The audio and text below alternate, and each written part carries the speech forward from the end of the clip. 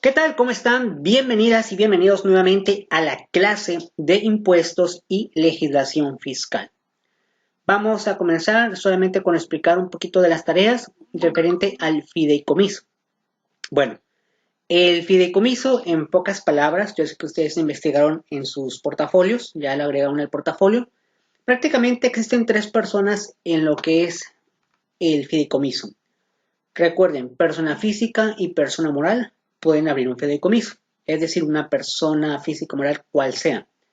Esa es la primera persona que participa. Después participa otra persona, que en este caso sería una persona moral llamada banco o una institución bancaria. Y al último, otra persona que es el beneficiario, que puede ser una persona física o una persona moral. Entonces existen tres personas. Obviamente, dentro de su investigación, pues tienen sus nombres, ¿no? Que fideicomitente, fideicomisario, etcétera, ¿no? Pero en forma simple para un aprendizaje más rápido, solamente tres personas. Podemos decir que, por ejemplo, una empresa dice, bueno, tengo ganas de hacer un fideicomiso para en un plazo de 10 años hay que abrir una institución educativa científica. Entonces se juntan las personas morales, juntan su dinero, lo ponen en el banco se va a encargar de siempre mantenerlo al día, que no pase nada, que todo esté seguro, rendimientos, y posteriormente va a decir cuál es el beneficio o tener que hacer una institución con fines científicos. Perfecto. Eso prácticamente sería lo que es un fideicomiso. Entre algunos ejemplos, ¿no? Vamos a comenzar con un pequeño repaso de lo que vimos en la clase pasada. Ya habíamos visto el artículo 2 del Código Fiscal de la Federación y también en su caso en otras materias, ¿no? Vimos también sobre accesorios de las contribuciones, estuvimos viendo sobre pues cuánto tienes que pagar en dado caso que no pagues a tiempo, etcétera. Entonces, eso lo vimos en la clase pasada. El día de hoy vamos a ver la página 64, es el mismo libro, y el tema va a ser aprovechamientos y productos nada más. Dice, de acuerdo al artículo 3 del Código Fiscal de la Federación, son aprovechamientos los ingresos que percibe el Estado por funciones de derecho público distintos de las contribuciones de los ingresos derivados de financiamiento y de los que obtengan los organismos descentralizados y las empresas de participación estatal. Los recargos, las sanciones, los gastos de ejecución y las indemnizaciones que se apliquen en relación a los aprovechamientos son accesorios de estos y participan de su naturaleza. Entonces, aprovechamientos y productos, prácticamente todo lo que recibe de recargos, las sanciones, los gastos de ejecución, se le llama aprovechamientos y producto. Así es que podemos decir que la autoridad de una u otra forma, no solamente de los impuestos, recibe dinero. Entonces imagínense cuántas personas por alguna razón o un descuido pues no pagan a tiempo ya sea sus declaraciones, algunos permisos, alguna deuda que deben ante el SAT, no pagan a tiempo, entonces dice la autoridad, bueno, aparte de que me debes ciertos impuestos, pues me vas a también deber aprovechamientos y productos para mí. Entonces, pues también cuenta para ellos, ¿no? Como un ingreso adicional. Los aprovechamientos por concepto de multas impuestas por infracciones a las disposiciones legales o reglamentarias que no sean de carácter fiscal podrán ser destinados a cubrir gastos de operación e inversión de las dependencias encargadas de aplicar o vigilar el cumplimiento de las disposiciones cuya infracción dio lugar a la imposición de la multa. En este caso dice, bueno, si son multas, sanciones y no tiene nada que ver con lo fiscal, no hay problema. Ese dinero lo podemos utilizar ya como para nosotros, ¿no? Para cuestiones del área o del departamento. Esto podría ser un ejemplo de esas veces que tú estás en el aeropuerto, por ejemplo, y la persona a lo mejor no sabía que tiene que declarar el dinero que lleve consigo y a lo mejor traía más de $15,000. Si se dan cuenta en este caso, pues la persona simplemente viene de un viaje, ¿no? No, a lo mejor ni negocios tiene. Entonces, en ese caso, pues la multa que se le aplique, le van a decir, bueno, pues vamos a aplicar una multa, porque no debe de ser eso, y ese dinero se utiliza para cuestiones de la misma área, ¿no? Ya en cuestiones fiscales, pues ya el dinero es aparte, ¿no? Con respecto a los productos del artículo 3 del Código Fiscal de la Federación, señala que estos son las contraprestaciones por los servicios que presta el Estado, en sus funciones de derecho privado, así como por el uso y aprovechamiento o enajenación de bienes de dominio privado. Entonces, prácticamente, eso es aprovechamiento y producto de contribución, ¿no? Prácticamente. Y viene fundamentado en el artículo 3 del Código Fiscal de la Federación, que bueno, anteriormente ya lo habíamos visto, tal vez no a profundidad como ahorita, pero bueno, ahí está la respuesta, ¿no? De lo que conlleva para el SAT, en este caso, pues otro tipo de ingresos, no solamente los ingresos establecidos, ¿no? Como lo que hemos visto, ¿no? Los derechos, contribuciones de mejora, aportaciones de seguridad social, sino otros que a lo mejor son como castigos para las personas por no pagar a tiempo, pues para el SAT es un ingreso adicional. Después, el siguiente tema es el principio de los impuestos. A alguien de ustedes les tocó una exposición, precisamente el tema de principios de los impuestos. Y vamos a ver de qué tratan los principios. Los principios teóricos de los impuestos formulados por Adam Smith en su obra La riqueza de las naciones, publicada en 1776, establece 4 principios. Bueno, antes de comenzar a hablar de los principios de impuestos, Adam Smith fue un personaje importante en la economía. Él se basó en cuestiones económicas y ya entre muchas cosas que hizo, publicaba libros, etcétera, y muchas de sus ideas se aplicaban en su momento. Entre esos libros que publicó hay uno que se llama La riqueza de las naciones. Y de ahí hablo un poquito sobre los impuestos o qué tiene que ver los impuestos, ¿no? Él partió de 4 principios. Vamos a ver si esos principios realmente de Adam Smith sirven o no, o a ver qué se inventó Adam Smith. Dice que el principio de justicia, principio de certidumbre, principio de comodidad y principio de economía. Quiero aclarar que esos no solamente son esos principios, existen muchos más principios, pero para él, dice, estos son importantes.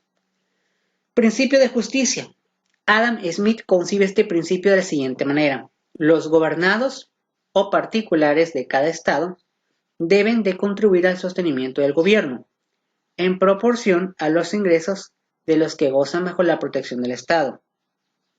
De la observancia u olvido de esta máxima depende lo que se denomina equidad o falta de equidad de los impuestos.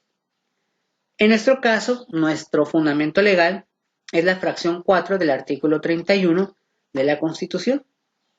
Se inspira en lo anterior y menciona la necesidad de contribuir de manera proporcional y equitativa con el impuesto considerado, así además de servir para el sostenimiento del gasto público. La idea que tenía en este caso Adam Smith era algo que todavía se sigue aplicando, ¿no? Hay que ser justos para pagar los impuestos también. Es decir, cada persona, si está obligado de acuerdo a la actividad que hace, pues que pague impuesto. Pero al final no todos ganan lo mismo, no todos gastan igual, entonces dependiendo en qué actividad estés y dependiendo de tus ingresos, sería el pago de impuestos que tú puedes realizar. Así no afectas que sea una cantidad exacta para todos, sino depende mucho de ti. Y actualmente pues es así. Ya hemos visto el artículo 31, fracción 4, que siempre decimos. En pocas palabras, el que gana más, pues obviamente tiene que pagar más impuestos. Ese sería el principio, de alguna manera, de proporcionalidad, pero es algo justo. Porque imagínense una persona que dice, bueno, yo no gano mucho, gano poco, pero pago demasiado impuesto. Como que no sería lo ideal, ¿no? Obviamente el que gana más va a decir, bueno, sí es cierto, yo gano más, pues se entiende, ¿no? Pero imagínense que el que ganara más pagara muy poco impuesto. Pues si fuera así como que, oye, pero tú ganas muchísimo y pagas muy poco impuesto. Y el otro que gana poquito, gana mucho, bueno, paga mucho, digo. Entonces, eso como que no da. Entonces, gracias a Adam Smith, que ya tiene mucho tiempo que él dijo esto, pues se sigue aplicando, ¿no? No solamente en este país, sino en muchos países, estos principios de alguna manera se aplican, ¿no? El siguiente principio es el de certidumbre. Consiste en determinar previamente la cantidad que se debe pagar por concepto de impuesto, la fecha de pago y la manera de pagar. Estos datos son los que cualquier ley impositiva debe considerar para establecer en forma precisa las obligaciones del contribuyente. El Estado debe cuidar siempre que sus relaciones tributarias con los particulares se ajusten a estos aspectos, para evitar en su caso las arbitrariedades de funcionarios fiscales. Y por otra, que los particulares o contribuyentes tengan el conocimiento preciso de sus obligaciones fiscales. Pues es un principio que de alguna manera tiene razón Adam Smith, ¿no? Certidumbre, en pocas palabras, mínimo, dime, ¿por qué voy a pagar el impuesto? Mi fecha de pago y la manera de pagar. Tres cosas tan importantes que se deben de publicar o de dar a conocer a la persona contribuyente, física o moral. Entonces, así evitamos, dice Adam Smith, así evitamos que de repente de la noche a la mañana digas, no, tú pagas esto, tú pagas el otro. Mejor, de acuerdo a una normatividad, vas a pagar lo que te corresponde. Ese sería el principio de certidumbre, que pues, actualmente pues se sigue aplicando, ¿no? Obviamente que a lo mejor a veces en algunos asuntos posiblemente sí existan funcionarios fiscales que lleguen a manipular la información, pero bueno, en términos generales no debería. Y esto de certidumbre no solamente aplica a impuestos, puede aplicar a muchas cosas, ¿no? Entonces, Adam Smith no estaba tan mal este economista. Siguiente principio de comodidad. Se considera que todo impuesto debe recaudar en la época y en la forma cuando es más probable que convenga su pago al contribuyente. Así, por ejemplo, el impuesto sobre la renta y el impuesto empresarial de la tasa única. Se realizan pagos provisionales en cuenta del impuesto anual para que de esta forma no sea gravoso en su totalidad al finalizar el ejercicio. El principio de comodidad viene de la palabra cómodo, ¿no? Siéntete cómodo, ¿no? Es decir, dependiendo cuál es el impuesto, es la manera como tendrías tú que hacerle al contribuyente que lo pague. Un ejemplo, dice ahí, a veces, ya hablando un poquito de impuestos más para personas morales, existen pagos provisionales, es decir, aunque no presentes tu declaración ahorita, puedes ir pagando más o menos lo que se pretende que más adelante vas a pagar. Si todo está bien en el momento en que llegue, pues ya pagaste cierta parte. Si no, te va a faltar o te va a sobrar. Entonces, esa es la comodidad, ¿no? Esto es parecido, si alguno de ustedes se ha puesto a pensar o lo ha visto cuando llega el recibo del agua. A muchos de ustedes les llega el recibo del agua cada mes, pero por ahí han de ver que a veces dice un recibo en letras grandes. ¿Quieres pagar 6 meses de agua? ¿Quieres pagar un año? Si pagas, te voy a estar descontando y no pagarás nada. Tu factura obviamente va a llegar en ceros, pero la cantidad dice, eso es lo que se te restó. En este caso sería un principio de comodidad. Es algo parecido. Y como aclaración, el YETU es alguien, lo va a investigar alguno de ustedes. Este impuesto existió en su momento, ya no existe, pero existió. Entonces, nada más como referencia, pueden decir, bueno, existió un impuesto que se llamaba YETU, ¿no? Realmente no duró mucho y bueno, quedó en el pasado. Entonces, aunque lo marca el temario para explicarlo, la verdad, en lo particular no se me hace adecuado, pues dar una información que ya no va a existir y que no les va a servir. Más sin embargo, en exposición, sí le puse a una persona que lo expusiera para que más adelante les voy a comentar ya al final los avisos referentes a las exposiciones, pero para que tengan idea mínimo de qué era el YETU, ¿no? Siguiente principio y último de esta materia, principio de economía, ¿no? Yo creo que ya como que ya entienden con el término economía. Se refiere al establecimiento de aquellas medidas que tiendan a reducir la diferencia entre lo pagado por el contribuyente y lo efectivamente recaudado por el Estado. Esto significa que el Estado debe procurar los medios de control, recaudación y manejo de impuestos que sean más expeditos y menos onerosos.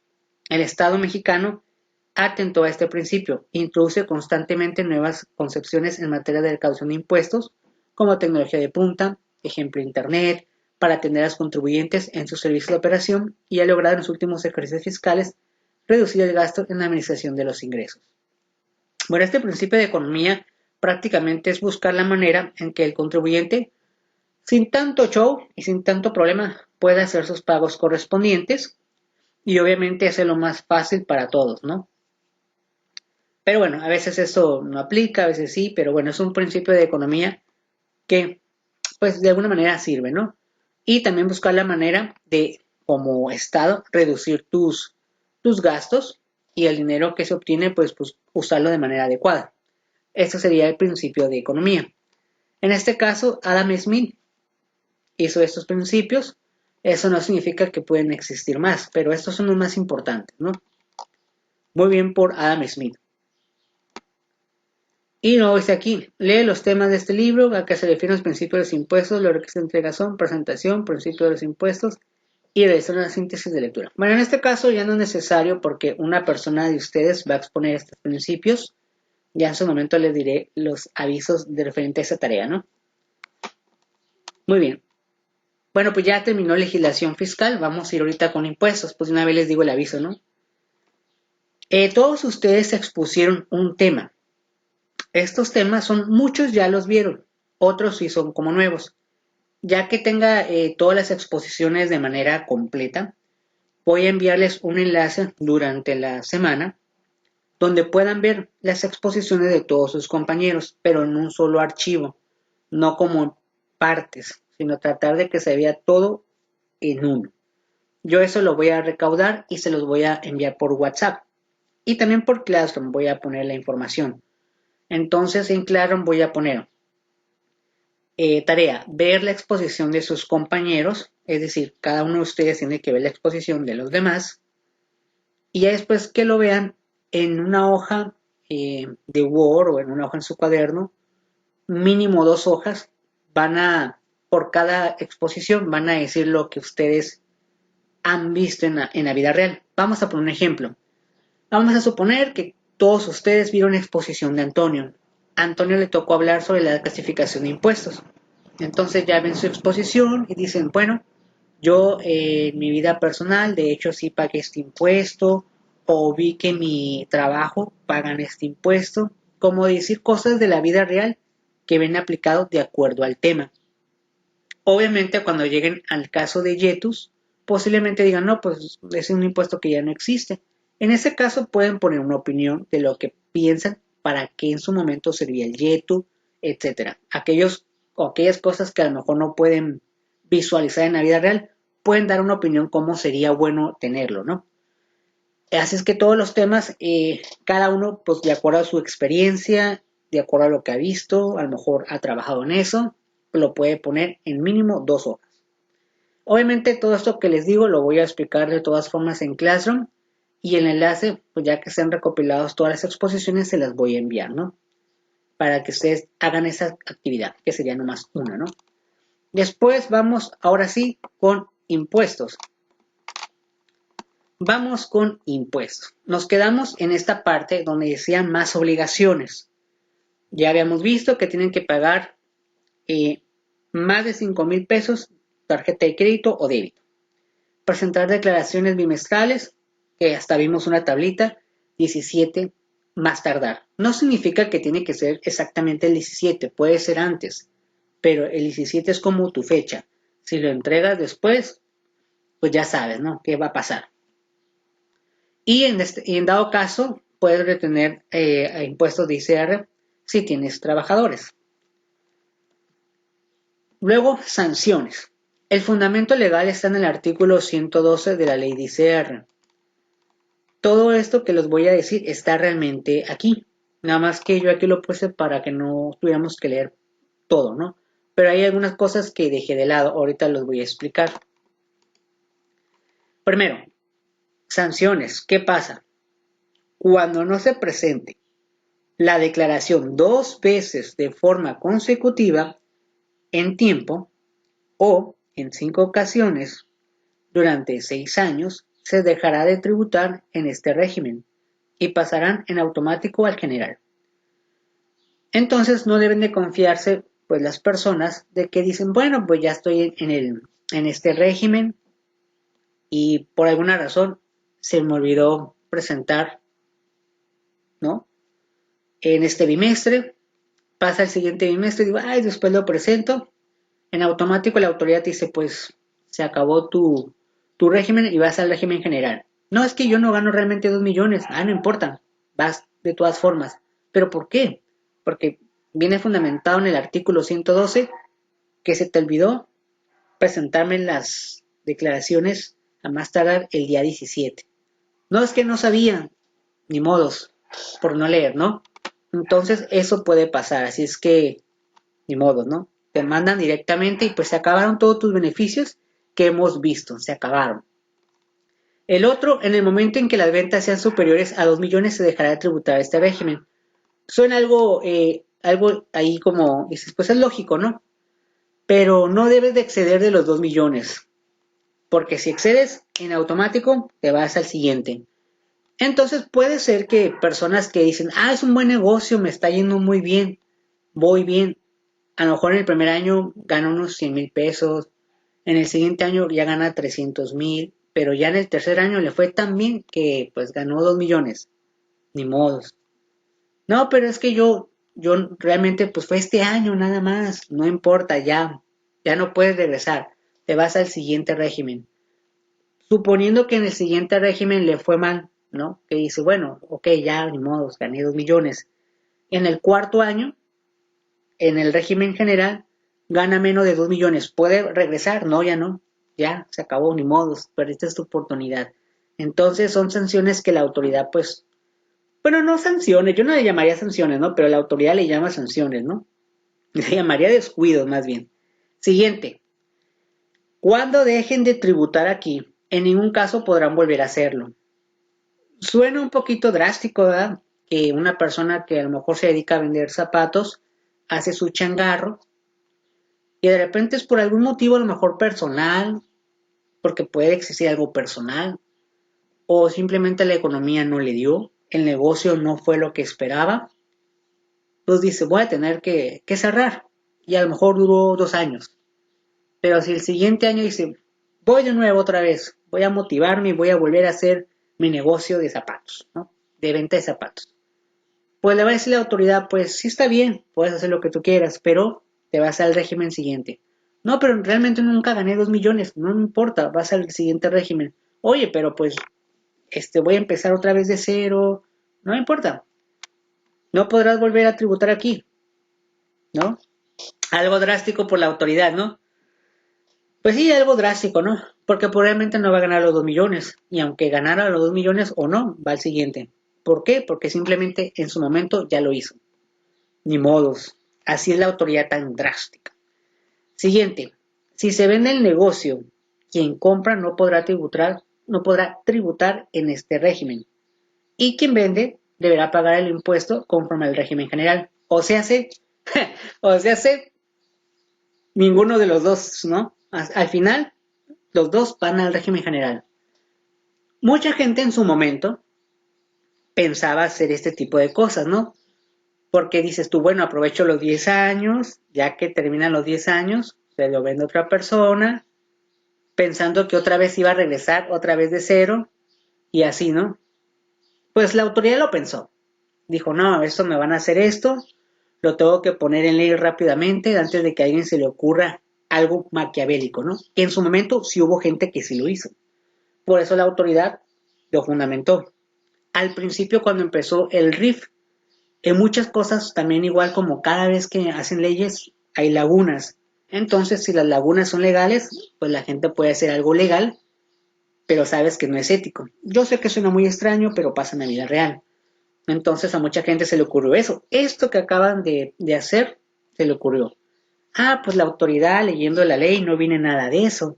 Mucha gente llegaba a vender sus negocios para que, no, pues yo lo vendí, yo ya lo vendí, pues ni modos. Se daba de baja, y a los 2 años, pues, lo volví a comprar un negocio. Y el SAT no tenía sus candados, entonces, pues hicieron esto, ¿no? Recuerden, la autoridad siempre va a hacer candados porque la misma gente provoca que los haga. Muchos de las leyes, artículos que salen rápidamente, luego por eso salen reformas, ¿no? Porque ya me hicieron, ya a alguien se le ocurrió hacer una cosa mala, le vamos a poner candado, ¿no? Entonces, igual puedes pensar, pero si lo vendo, pues no pasa nada, ¿no? Pero pues también. Así es que la autoridad, pues, no se deja, ¿no? Aquí puse 4, pero aquí me faltó poner. Recuerden, el artículo 112 hay que leerlo. Aquí me faltó poner esta parte también, esta, que es muy importante. Dice, tratándose de operaciones con público, bueno, vamos a leer todo el párrafo porque somos dos. Dice, recuerden que son obligaciones, ¿no? Entregar a sus clientes comprobantes fiscales. Para esos efectos, los contribuyentes podrán expedir dichos comprobantes utilizando la herramienta electrónica de servicio de generación gratuita de factura electrónica que se encuentra en la página de internet del Servicio de Administración Tributaria. Tiene dos opciones.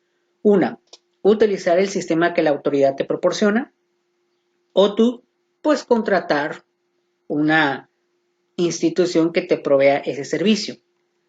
Tratándose de operaciones con público en general cuyo importe sea inferior a 250 pesos, no se estará obligado a expedir el comprobante fiscal correspondiente cuando los adquirentes de los bienes o receptores de los servicios no lo soliciten, debiéndose emitir un comprobante global por las operaciones realizadas con el público en general, conforme a las reglas de carácter general que para tal efecto emita el SAT. En clases pasadas les había comentado que la ventaja de este régimen es que puedes, obviamente, venderle a personas grandes, ¿no?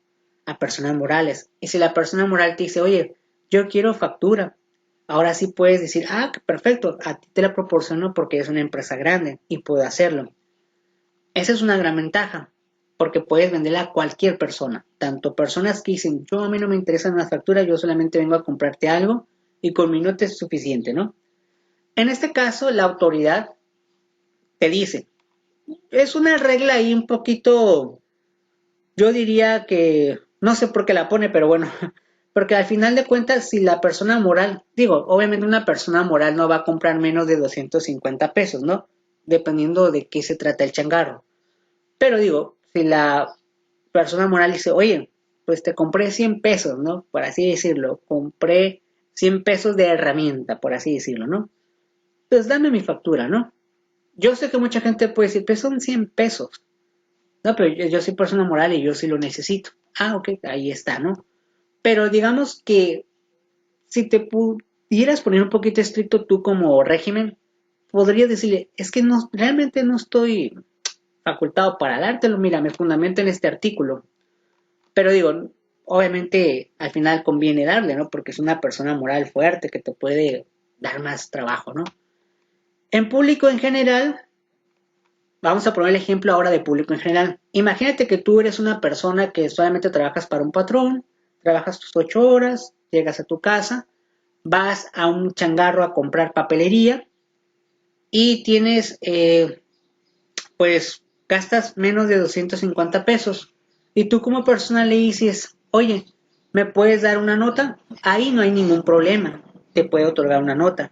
Pero si esa persona dice, ¿no tienes una factura? La pregunta es, ¿estaría obligado a dársela o no?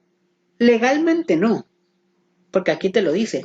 Tratándose de operaciones con público en general, cuyo importe sea inferior a 250, no se estará obligado a expedir el comprobante fiscal correspondiente, cuando los adquirentes de los bienes o receptores de los servicios no lo soliciten, debiéndose emitir un comprobante global. Entonces, en este caso, es una persona que ni la ocupa, pero la quiere. Si él te dice, pues yo la ocupo, ahí sí estás obligado. Obviamente toda esta información, soy honesto, no creo que todas las personas lo sepan, ¿verdad? Pero pues ahí está la situación de que no necesariamente tú estás obligado menos de 250. Pero si alguien te lo pide, pues sí, ¿no? Esto es importante. Este también me faltó ponerlo, que dice registrar en los medios o sistemas electrónicos a que se refiere el artículo 28 del Código Fiscal de la Federación, los ingresos, egresos, inversiones y deducciones del ejercicio correspondiente. Si tú como contribuyente dices, yo quiero utilizar la página del SAT para hacer todo eso, lo puedes hacer. O quiero un sistema más interesante de los que venden, lo puedes hacer, ¿eh? Solamente que hay que registrar todo esto. Si te aplica, obviamente, a lo mejor dices tú, yo no tengo inversiones. Ah, no te preocupes, no aplica para ti. Pero ingresos sí tienes, egresos también y deducciones también vas a tener. Este también ya lo vimos, el de efectuar 5,000 pesos.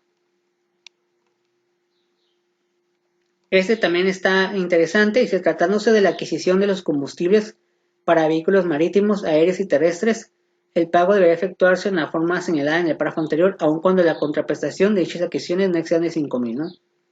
Pero digo, en caso que aplique, ¿no? Y a ver si hay otra cosa importante, esto ya los habíamos visto, de las fechas de pago.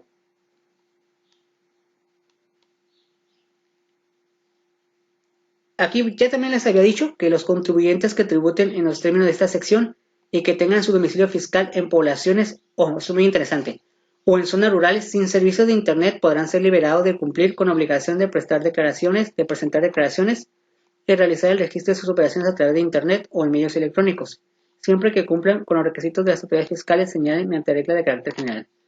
Este párrafo, la autoridad hasta eso es tadivosa y piensa, bueno, habrá contribuyentes que van a poner su changarro, pero no tienen internet, no tienen computadoras, a lo mejor son ciudades que apenas de nueva creación, ranchos, en ese caso es a la antigua, con su formatito, hay que escribirlo o a máquina, ¿no? E ir en este caso al banco, obviamente ir al SAT si ocupa ir, todo muy antiguo, cuando hace mucho tiempo así se manejaba, no existía el internet como tal. Todo era antiguo, todo era ir a papelerías, dame la forma fiscal número, no sé, un ejemplo, la R1, la 32, la 34, la 40, ¿no?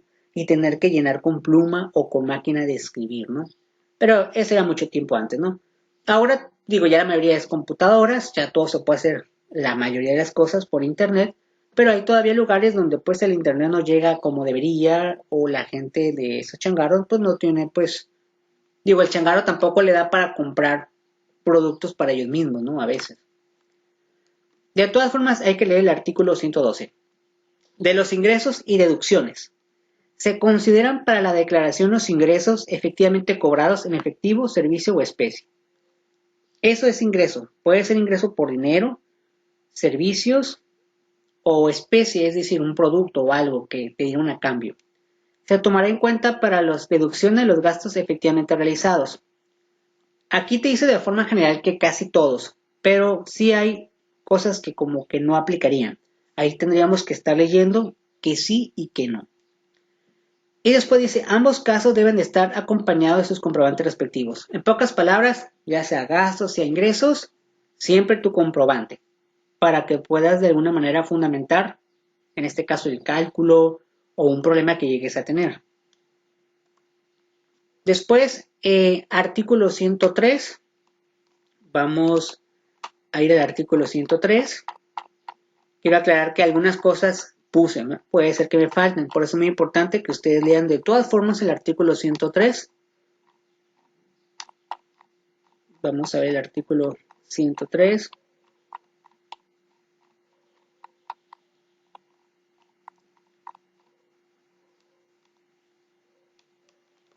Donde habla sobre las deducciones,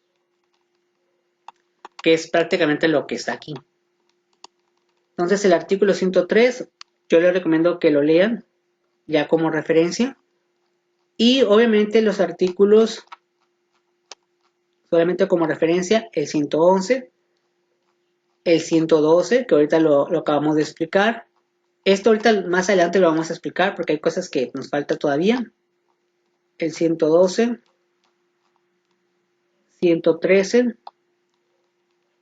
y ya. Quiero aclarar que estas deducciones puede aplicar también para otros regímenes. Entonces, pueden ser casi iguales, ¿no? Ponen algunos ejemplos: devoluciones, descuentos, bonificaciones, adquisición de mercancía. Sí tendríamos que leer bien detallado el artículo 103. Yo aquí nomás lo puse de forma general para ver cuándo aplica y cuándo no. Gastos como renta de locales, pago de luz, teléfono, agua, papelería, artículos de escritorio, sueldo y prestación de los trabajadores. Obviamente debe de tener ciertos requisitos, ¿no? No es como que, de automático ya está. Hay que tener el documento, comprobar que realmente sea tuyo, en fin, muchas cosas, ¿no? Intereses derivados de la actividad empresarial, cuotas del IMSS, es decir, si tienes trabajadores, puedes deducir, impuestos locales, por ejemplo, el predial, entre algunos ejemplos, ¿no? Requisito de las deducciones que se soporten con comprobantes fiscales, es decir, la factura, prácticamente la factura, y obviamente que la factura cumpla con los requisitos, ¿verdad? Todos los requisitos del artículo 29 del Código Fiscal de la Federación, que bueno, ahí va de tarea, ¿no? Ahorita les voy a poner la tarea en Classroom, investigar el artículo 29 del Código Fiscal de la Federación que habla sobre los requisitos. De todas formas se los voy a poner ahorita en Classroom, ¿no? Ahí lo único que tienen que hacer es leer el artículo Y aparte de leer el artículo, un ejemplo de factura, si tienen un ejemplo de factura, y subrayar, si lo pueden subrayar o escanear en la factura, subrayen todos los requisitos de la factura ahí, todos, hay que subrayarlo. De todas formas, lo voy a explicar en Classroom y en la redacción, ¿no? Después, gastos mayores a 5,000, recuerden, tarjeta de crédito, débito o transferencia, ¿no? En algunos casos menos de 5,000 depende, ¿no? Ahí tendremos que estar leyendo la ley. Luego, algunas cosas que se recomiendan de acuerdo al artículo 105 de la ley de ICR. Primero, que hayan sido efectivamente pagadas. O sea, es decir, todo lo tienes que pagar, ¿no? Estrictamente indispensable. Las cosas son indispensables. Luego a veces pasa que los contribuyentes dicen, no, pues yo me dedico a, no sé, ¿qué te gusta? Tengo un café internet. Y pues compré, ¿qué te gusta? Compré unas maquinitas de videojuegos. Pero realmente mi actividad es un café internet. La pregunta es, ¿sería estrictamente indispensable su maquinita de juego? O sea, ese tipo de compras que a veces hacen los contribuyentes que piensan que porque simplemente lo gastaron, va a entrar, ¿no? Y no siempre. Que se resten una sola vez, es decir, durante el tiempo que te corresponde hacerla o presentar, en este caso, su declaración bimestral, amparadas por CFDI y formas de pago, es decir, factura y el CFDI, que es prácticamente un archivo electrónico que a lo mejor no podemos leer. Simplemente todo está como encriptado en números. Obviamente la factura como tal, la que vemos, es una representación, ¿no?, del CFDI, ¿no? Y obviamente tienen que leer el código fiscal, por eso es la tarea, para que pongan una factura y me subrayen todos los requisitos, ¿no? Obviamente hay que registrarse en la contabilidad todo, cumplir con retenciones y enteros, en dado caso que aplique. Si no aplica, pues no pasa nada. IVA trasladado de forma expresa y por separado, si te llega a aplicar. Recuerden que habíamos visto en clases pasadas que no necesariamente en este régimen están obligados al pago del IVA, a excepción de que algunas cosas o unas personas que te compren digan, pues yo sí necesito, ¿no? Que normalmente va a ser una persona moral. O puede ser igual una persona física de otro régimen, ¿no? Algunos beneficios que se mencionaron desde el 2015 son: los contribuyentes del RIF podrán deducir los gastos en combustibles que sean menores de 5,000 y que se hayan pagado en efectivo, siempre que se cuente con CDFI, siempre y cuando sea gasolina nada más. Entonces, pues no está mal, ¿no? Si realizan sus actividades en su casa, podrán deducir la parte proporcional de los gastos ahí efectuados. Tiene una ventaja. Tengo un changarro, pero está en mi casa. Ah, tienes ahí una ventajita, ¿no? No está mal el beneficio. Si suspenden actividades, no saldrán del RIF, pero el periodo de permanencia continuará contabilizándose. Ok, aquí es una buena pregunta que pueden hacer. Vimos en el ejemplo anterior que una persona llega y vende su negocio, ¿no? Pensando que si lo vende a esa persona y al próximo 2 años lo vuelve a comprar, ya va a tramitar otra vez en el mismo régimen. Pues no. En este caso, si por alguna razón una persona dice, pues ahorita no puedo con mi changarro, lo ideal es suspender actividades. Suspender actividades significa que sigues teniendo los mismos compromisos de presentar tu declaración, pero obviamente al suspender actividades dicen, yo suspendí mis actividades, así es que pues no pasa nada, ¿no? Pero si no avisas, para la autoridad es sigues y sigues y sigues. Aunque suspendas actividades, la autoridad de todas formas cuenta los años. Entonces mucha gente podrá pensar, bueno, tengo 10 años para estar en este régimen. Por alguna razón, el segundo año me pasó algo, no puedo con mi changarro, suspendo actividades. Una gente podrá pensar, pues nomás llevo 1 año, pero no, ya llevas 2, aunque no hayas hecho nada. Llevas 2. Entonces el siguiente año es el 3 y así sucesivamente. Si te tardas 5 años, es un ejemplo hipotético, que te tardes 5 años sin hacer nada, pero tienes tu suspensión de actividades, para la autoridad ya llevas 5 como si estuvieras realmente y te faltan 5. No es como que, pues me faltan de 0, otra vez voy a empezar. No. Entonces, pues es algo que deben de saber, ¿no? Y ya por último, esta parte, ley de ingresos del 2016, dice: los contribuyentes del RIF por las actividades que realicen con el público en general podrán optar por pagar el IVA y el EPS en forma siguiente, ¿no?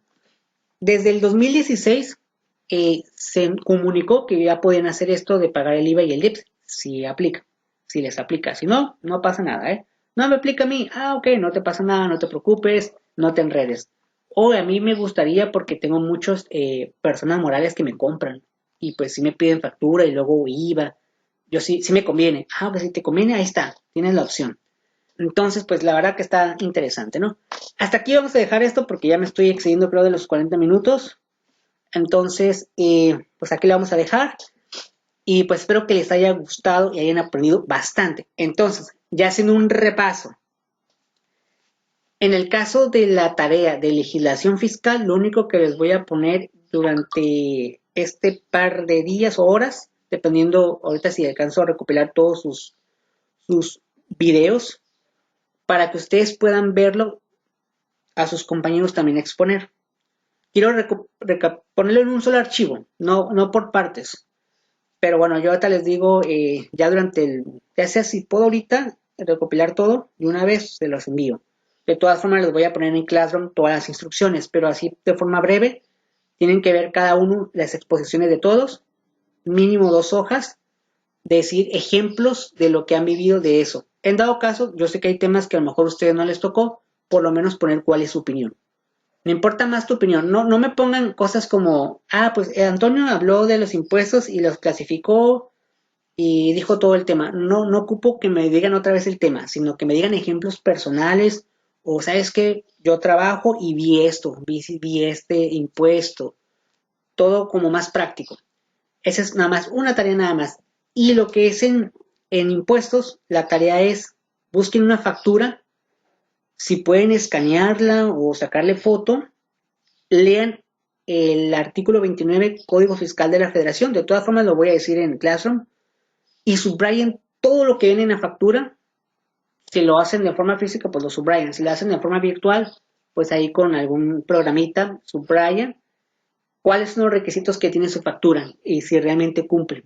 Y pues me lo envía, ¿no? Obviamente, esto es para que ustedes sepan distinguir una factura y digan, sí cumple con las reglas, o no cumple esta porque no tiene esto, ¿no? Todo eso lo ponen ahí, ¿no? Y prácticamente sería todo. Bueno, hasta aquí le vamos a dejar. Muchísimas gracias. La calificación se las proporciono en unos momentos. Y en unos momentos subo toda la información a Classroom. Y recuerden la participación del día y ya. Solamente voy a dejar los trabajos. Uno de impuestos, uno de legislación fiscal. Hoy les pongo su calificación en unos momentos por WhatsApp. Le pongo el nombre, su calificación en unos momentos, ¿no? Hasta aquí le vamos a dejar. Muchísimas gracias. Y para la siguiente semana les voy a dar ya el tema de sus exposiciones de legislación fiscal. Recuerden que en legislación fiscal no hay examen, es más de exposiciones. Entonces, una vez se los doy para que tengan tiempo de hacerlo, ¿no? Así lo van haciendo con tiempo y no a la mera hora. No vaya a ser que alguien les envíe a la mera hora sus tareas, no, esas cosas no van conmigo. Entonces, pues, para darles tiempo, ¿no? Y de una vez les digo la fecha, pero eso es la siguiente semana para ponerle bien el cuadrito con tema y nombre de la persona y fecha de entrega. Y van a hacer algo parecido como lo que hicieron en esta legislación fiscal. Realmente hay mucho tema que ver en estas materias. Ya casi vamos a terminar lo que es impuestos, la parte entre comillas teórica y práctica. Y falta ver unos ejemplos prácticos, al menos que veamos unos 3. Y ya de ahí vamos a pasar en caso de impuestos, a la ley del seguro social. Porque viene dentro del temario y hay que verlo. Entonces no lo puedo dejar de lado. Que bueno, ya en su momento les diré qué libro ocupan, etcétera, ¿no? Bueno, hasta aquí la vamos a dejar, si no nos vamos a extender. Muchísimas gracias a cada uno de ustedes que estuvieron en la transmisión.